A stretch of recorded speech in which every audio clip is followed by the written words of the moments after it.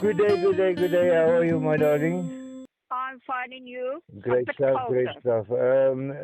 It's Drew here from Drew's podcast. I just like to welcome you, and I'd like to thank you for your time. Currently, we are speaking to Mrs. O'Brien.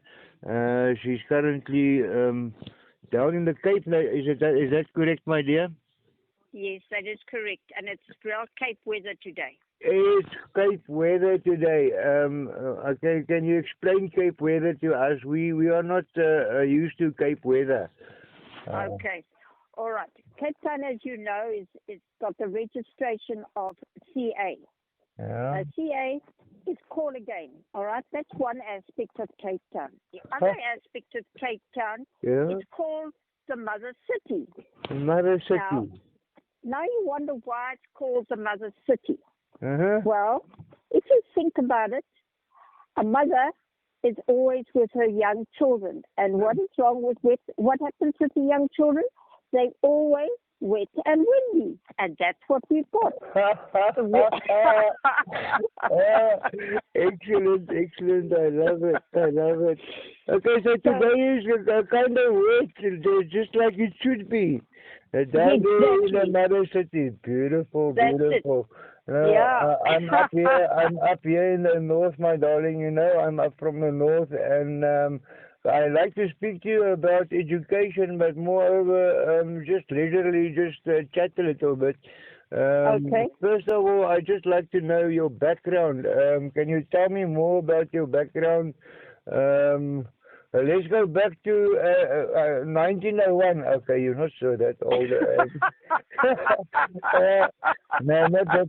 No, just basics, my darling. If you can just give it basic that what you've got and what you're doing.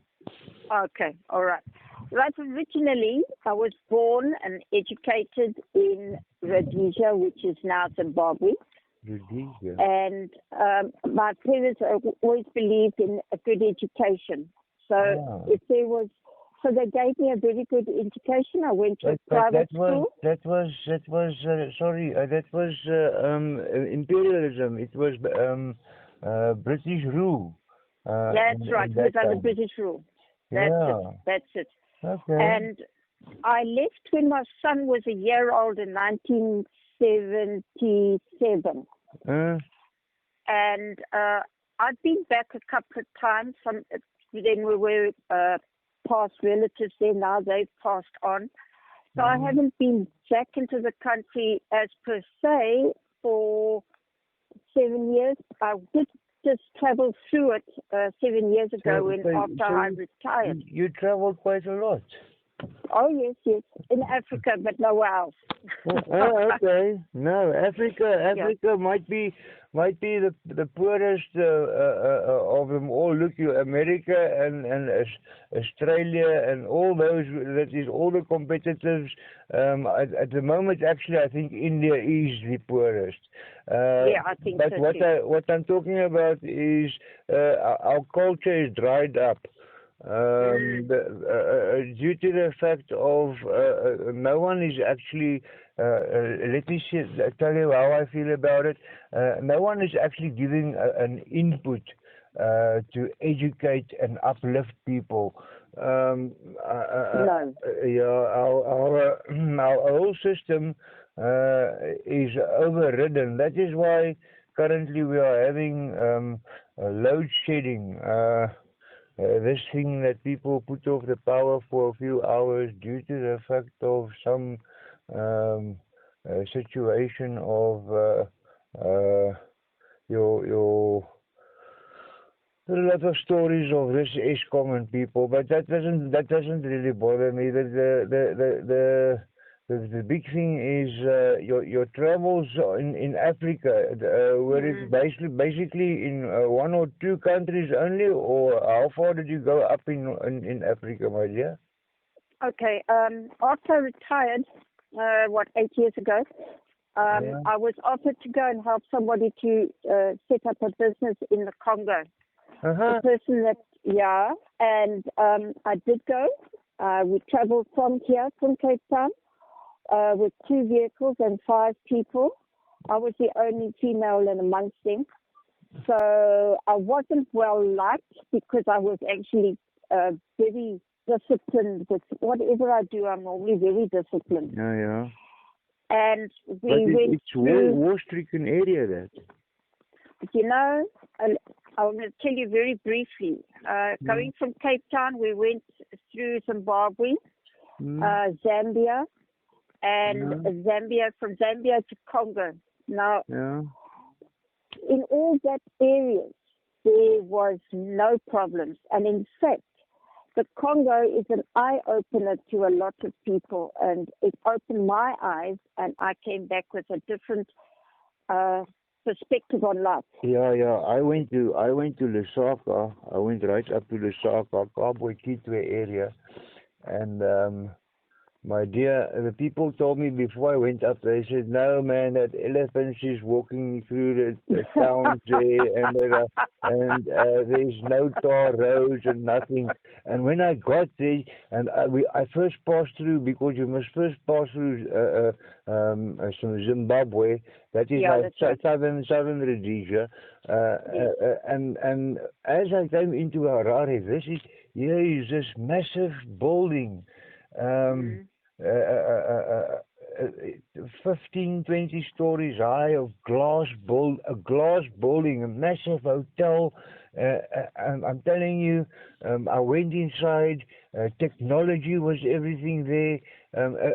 As soon as you start to look around what's going on around you, I think you'll be surprised. But actually, you were still busy with the Congo. You were still going down there with the other tutors. You were at that time a teacher or something.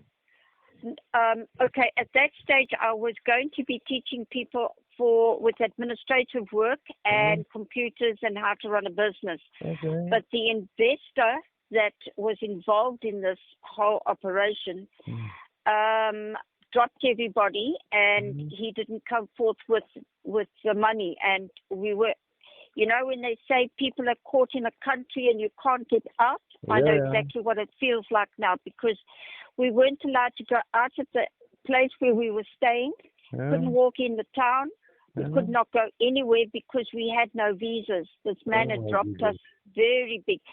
And I got malaria twice.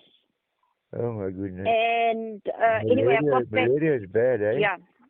8 months later, they managed to get it out with, you know, there's a lot of corruption and bribery. Bribery and corruption is big time over there. I know. And anyway, I got out and came back to Cape Town to be with my daughter and son-in-law and the 3 children. Yeah. And and then I started to look in another direction for teaching purposes, and I haven't looked back. In fact, when I retired, I actually wanted to work with children in some way, but I didn't quite know which way. Would I do a preschool or what? And I found my purpose, and that was. You see, that is basically one thing that I believe. I believe if you live your life, there is something that you really care about.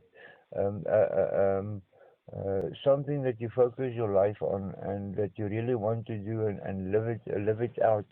That is also why I started this podcast. Is because I was challenged, because I was speaking to someone and they told me, listen here, you know what, you should publish all these things that you communicate, because people like to hear it. And so the big thing is we have to live and strive for something. But that's excellent. That's beautiful, my darling. I'd like to know the situation there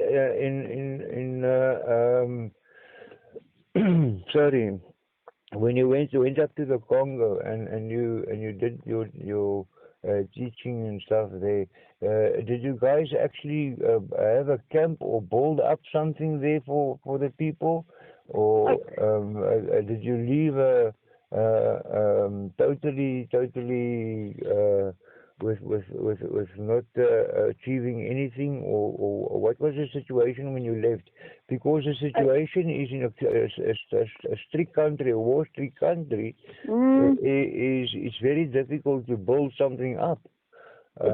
So I'm actually, my mind is tickling me now. When you went there, what exactly was left after you came back to South Africa? Okay, when we were there, we were to, you know that since 1962, that country hasn't been paying rates and taxes. So with the result, all the refuse and everything else just lies everywhere.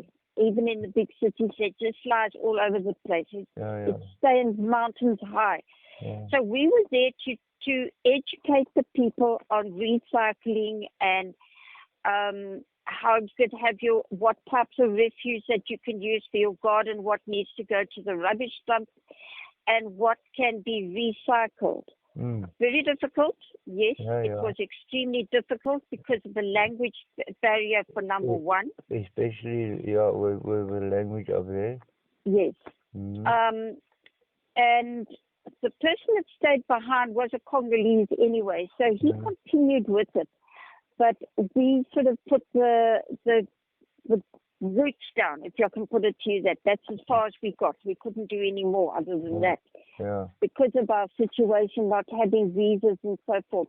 But that country is one, funny enough, if you go into the town, there is, with the opportunity we had when we still had a visa, do you know that the people can leave their American dollars, talk about the Congo franc because that's worth nothing, but the American dollar, they can leave it lying on a table, go and do their shopping, go and have lunch or whatever, come back and not one thing is missing.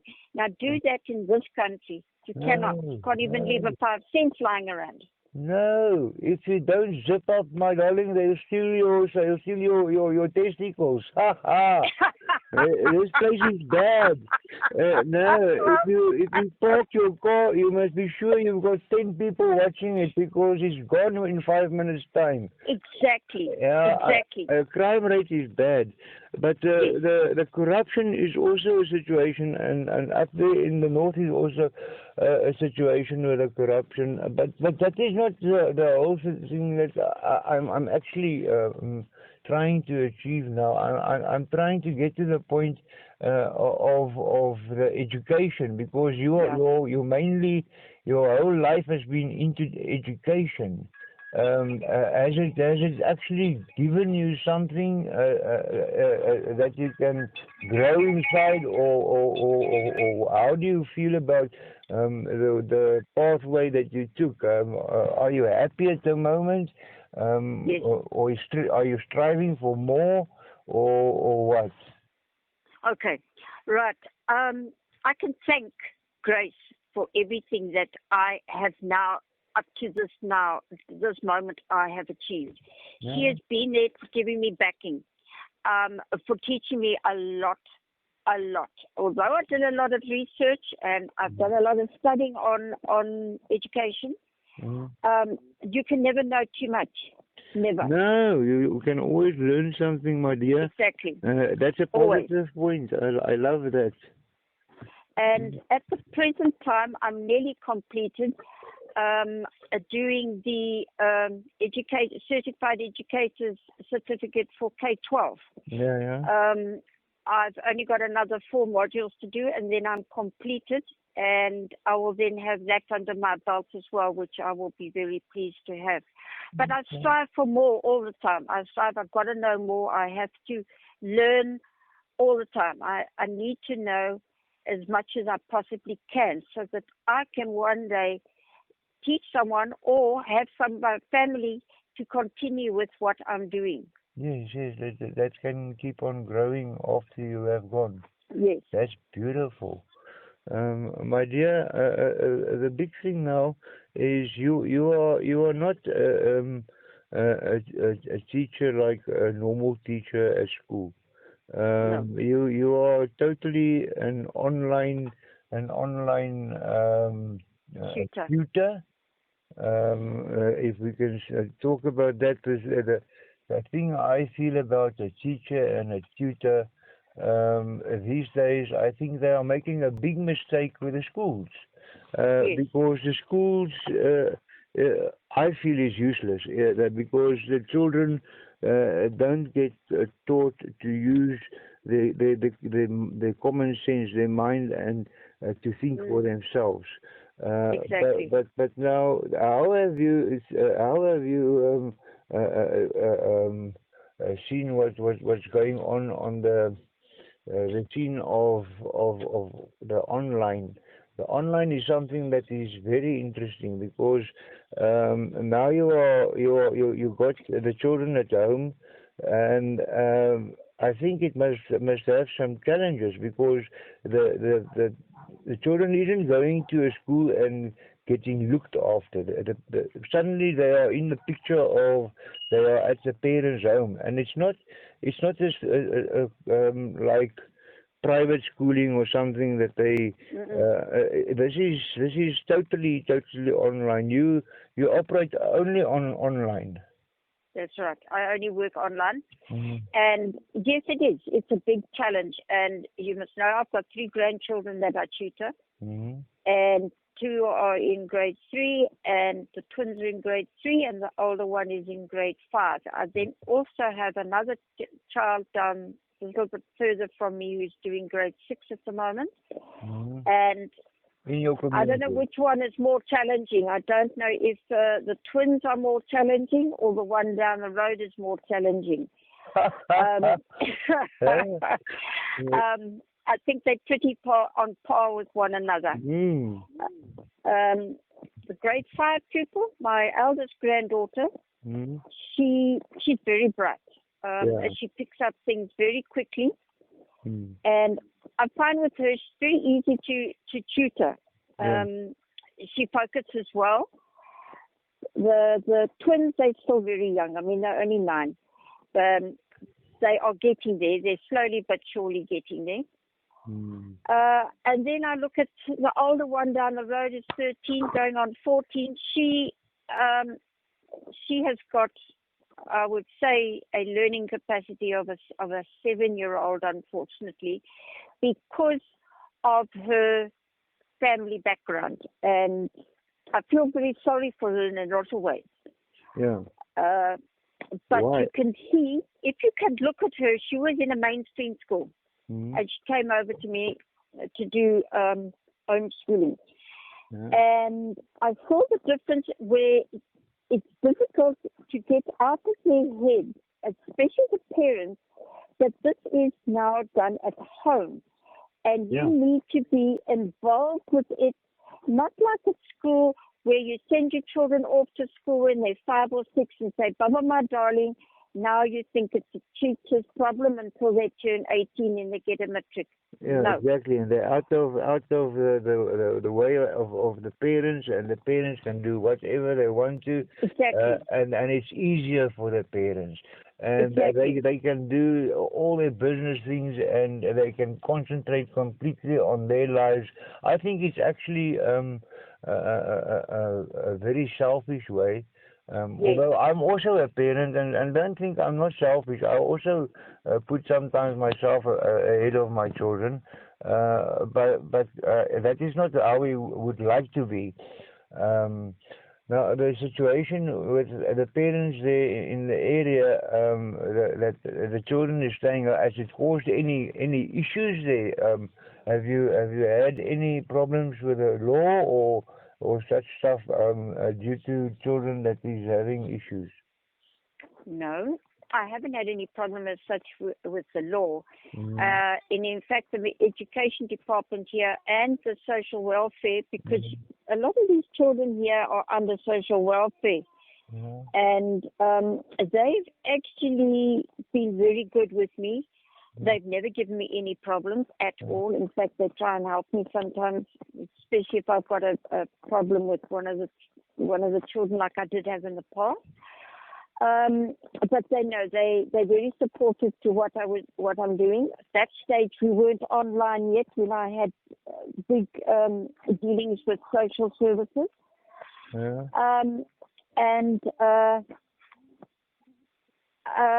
I would say that I had support from them, but from the parents' point of view in this establishment where we stay, it's very mixed. In fact, it's more anti against me. I'm not very well taken by here because of my outlook on education as, first of all, being a higher standard. That's number one. Number two, being online. And number three, to try and get a child to think for themselves, where this doesn't seem to hit home when it comes to the parents. No. They used to the old way of children going to school, bye-bye, and now it's the teacher's problem, not my problem anymore. Exactly. And when you get home, let me give you an example. When I used to get home, my father was very strict, very, very strict. My father actually, I don't want to talk a lot about me, but what the whole situation was you shut up and you only speak when you are spoken to. Exactly. If you open your mouth, I promise you, I've been bashed with a fist in my life because of trying to speak up. It's very annoying for me if people say, "Yeah, old school." The people used to, they taught us are wrong. I feel that children needs to be more open. Children needs to be more free and have the way to say, "Listen here, this is the situation that I'm currently experiencing this, and I don't like this." Or go to your mother or father and say, "Listen here, you're drunk, man. Go and sort yourself out." Now they bash their children and so on. Exactly. I know that is not in all cases. I understand that's not in all cases. But now the situation with the education and the children is now in the way, it's extra aggravation. Don't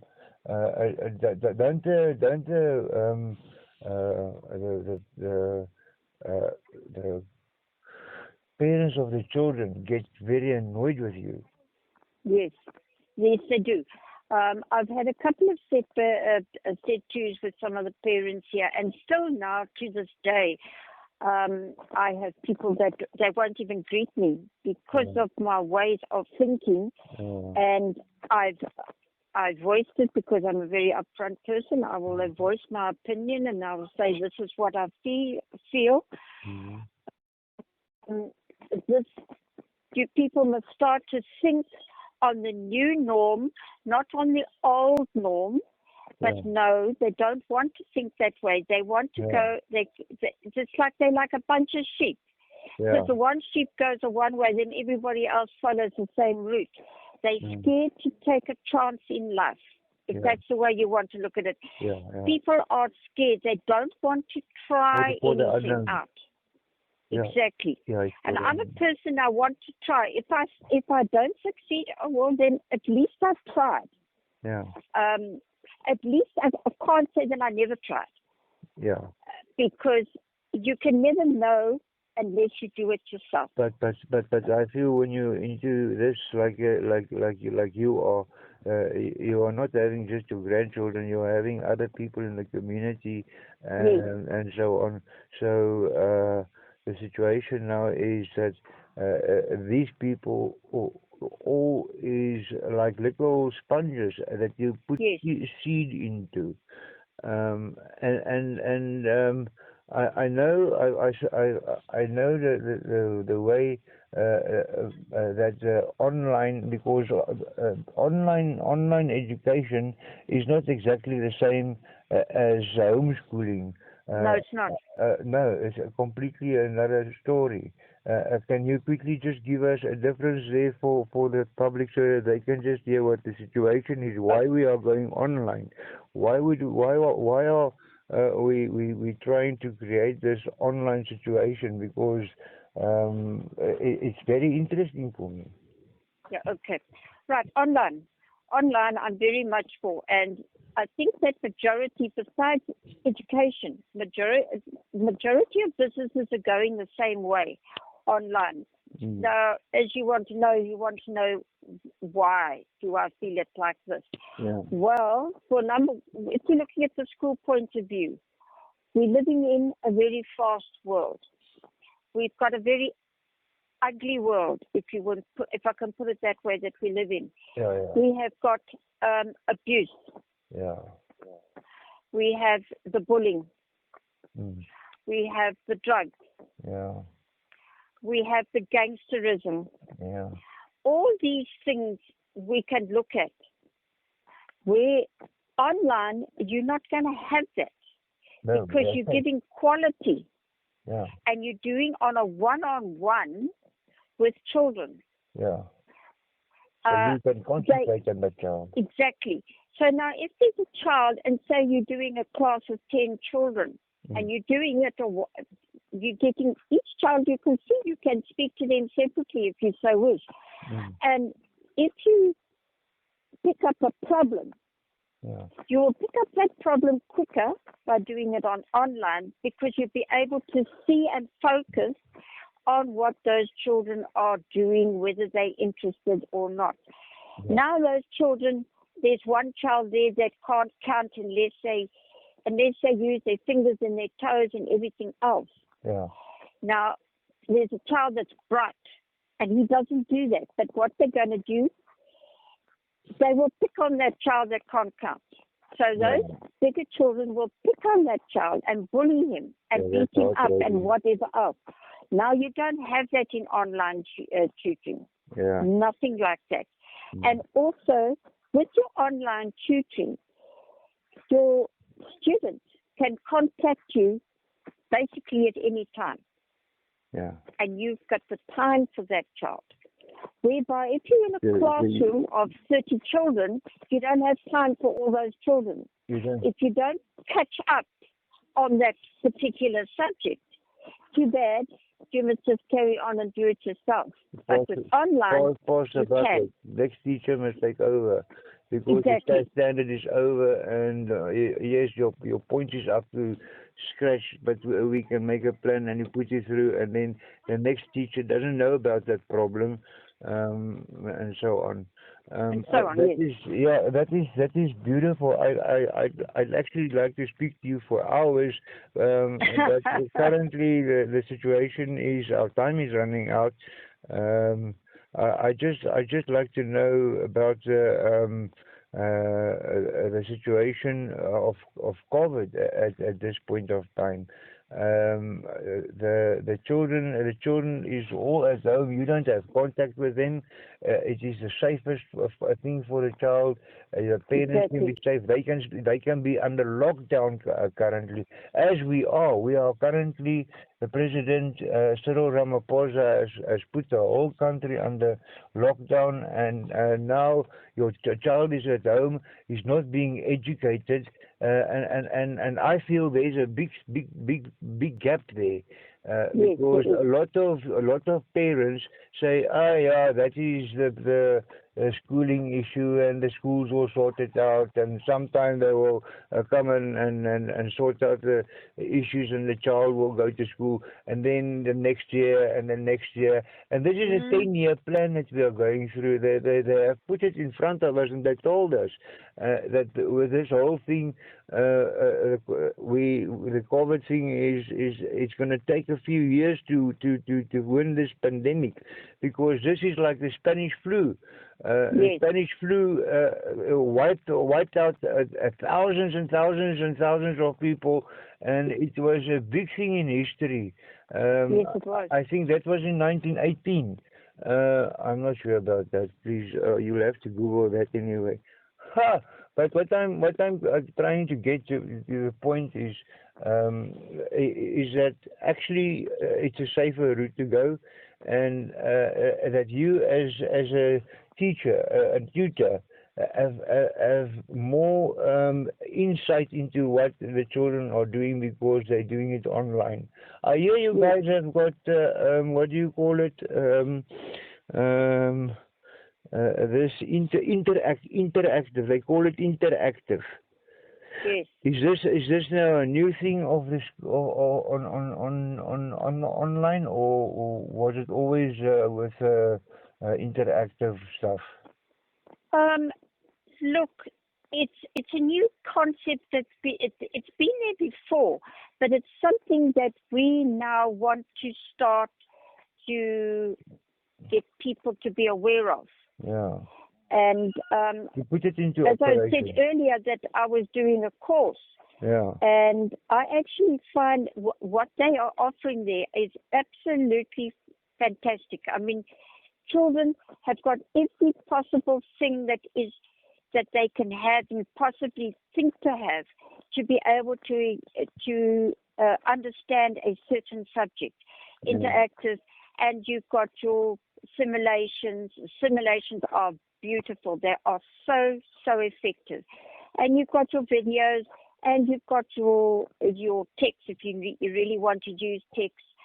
I think it's an excellent way of going with interactive. I really do. I think it makes it more exciting, makes it more fun, and more interesting for the student. And maybe if the parents now just take 5 minutes and sit down and look at just one, they might be able to slowly change their minds into the thought of online tutoring, online schooling. Yeah. Yeah, I really thank you for your time, my darling. I really have to run. But I really think that this situation is currently a very tight situation for the parents. I'd like parents to really think about going and moving their children from the schooling that the government provides, the state schooling, rather onto online. Yes. Do you feel that there is any negative points about having a child going online courses and doing his education online, or do you think there's a negative effect, like the pros and cons? What is your negative effects? Okay, the negatives on online, and I pick this up from parents, is that obviously most parents today, both the parents work. Now there's nobody at home. So they will say, yes, but we don't have anybody at home, and this is why it's better for the child to go to a mainstream school. Yes, I do see that as being a bit of a negative, yes, but it's not something that you can't overcome. Maybe you can get a relative or an older brother or sister that's not doing anything to sit at home with the child while they're doing their work. So it's not something that cannot be worked out. Yeah, and that it can be worked out. That relative or whoever, they don't have to do anything because the child is being assisted online. The child's tutor is online. The child also has the interactive platform that he's working on, and the platform, tell me, is the platform easy enough for small children to understand, or is it only for the higher grades, or what? Very, very easy to understand. Very easy. My only suggestion that I would have would be for the children from, say, to up to grade 3, would be that they do have adult supervision. They probably will need some help, especially with their spelling and so forth, and also explaining something if the tutor's not available. But other than that, I don't see any other negative to it. Wi-Fi is becoming such a norm today for everybody to have in their home, so that is not a negative to me. Maybe in the rural areas at the moment, but they're working on that as well. So, no, the only negative at the moment is not having someone at home. I know a lot of people in the rural areas. That's my friends on Facebook and Twitter, and that I can contact directly on WhatsApp, and that we can speak to over the cell phones. How much can you do with your cell phone, or with a let's just say the most you can afford? You can't get yourself maybe a computer or supercomputer or something, but you might get a little pad, iPad, tablet. a tablet or something, yeah. Will you be able to do all that from that hand device? You can do it from a hand device. In fact, I had a child recently that only had a hand device to work from, and it worked perfectly fine. Mm. Excellent, my dear. I'd like to come back to you sometime in the future, and Anytime. I thank you for your time, my dear. And I need a cup of coffee, ha ha. And I do hope you have a beautiful day. And to all our listeners, I thank you also for your time, and all of the best of the best, for the best, and peace for peace. Remember open-mindedness, love, kindness. And yes, all the best for humanity. Guys, have a beautiful day. Trish, thanks so much for your time. Thank you very much, and pleasure anytime. Okay, my dear. Bye-bye. Bye. And keep safe.